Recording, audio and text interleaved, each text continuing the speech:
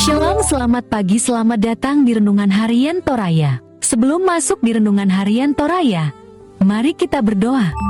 Bapa, di dalam nama Tuhan Yesus, kami akan baca firman-Mu, biarlah firman-Mu tetap tinggal di hati kami, dan kami lakukan setiap hari di dalam nama Tuhan Yesus, amin. Pembacaan terdapat pada 2 Raja pasal 4 ayat 1-7. Minyak seorang janda, salah seorang dari istri-istri para nabi, mengadukan halnya kepada Elis sambil berseru, "Hambamu, suamiku, sudah mati dan engkau ini tahu bahwa hambamu itu takut akan Tuhan. Tetapi sekarang, penagih hutang sudah datang untuk mengambil kedua orang anakku menjadi budaknya." Jawab Elis kepadanya, "Apakah yang dapat kuperbuat bagimu? Beritahukanlah kepadaku apa-apa yang kau punya di rumah." Berkatalah perempuan itu, "Hambamu ini tidak punya sesuatu apapun di rumah, kecuali sebuah buli-buli berisi minyak." Lalu berkatalah Elisa, "Pergilah, mintalah bejana-bejana dari luar, daripada segala tetanggamu, bejana-bejana kosong, tetapi jangan terlalu sedikit. Kemudian masuklah, tutuplah pintu sesudah engkau dan anak-anakmu masuk, lalu tuanglah minyak itu ke dalam segala bejana. Mana yang penuh, angkatlah." Pergilah perempuan itu daripadanya. Ditutupnyalah pintu sesudah ia dan anak-anaknya masuk, dan anak-anaknya mendekatkan bejana-bejana kepadanya, sedang ia terus menuang.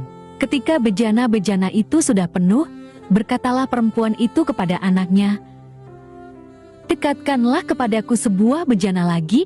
Tetapi jawabnya kepada ibunya, "Tidak ada lagi bejana." Lalu berhentilah minyak itu mengalir. Kemudian pergilah perempuan itu memberitahukannya kepada abdi Allah, dan orang ini berkata, "Pergilah, jualah minyak itu, bayarlah hutangmu, dan hiduplah dari lebihnya, engkau serta anak-anakmu.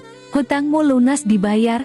Mathromotu Indanmu, Benjamin Franklin, salah seorang tokoh yang sangat berpengaruh dalam perkembangan sejarah Amerika Serikat, pernah mengatakan, "When you are in debt, then you are a slave." Jika engkau terlilit hutang, maka engkau adalah seorang budak. Pesannya begitu jelas. Betapa hutang bisa merampas kemerdekaan seseorang, bahkan menempatkan seseorang dalam status sebagai seorang budak. Kutipan pandangan Ben Franklin ini sangat mirip dengan apa yang dikemukakan dalam kisah Elis dan janda seorang nabi. Sang ibu janda merasa sangat cemas dan risau dengan hutangnya, sebab penagih hutang ingin merampas kedua anaknya sebagai pengganti hutang dan menjadikan kedua anak tersebut sebagai budak. Namun demikian kerisauan sang ibu karena lilitan hutang yang mengancam hidup keluarganya ternyata dapat terselesaikan segera. Kedatangan sang ibu janda memohon pertolongan Nabi Elis yang diyakininya sebagai utusan Tuhan telah menjadi awal karya Tuhan. Tuhan melalui Nabi Elis menolong sang ibu janda secara luar biasa, yakni dengan memberikan kepadanya minyak dari dalam buli-buli yang tidak pernah habis saat dituangkan ke dalam seluruh bejana yang dimiliki oleh sang ibu janda. Hasil penjualan minyak itu bahkan tidak hanya cukup untuk melunasi hutang, melainkan juga untuk melanjutkan kehidupan sang ibu bersama kedua anaknya.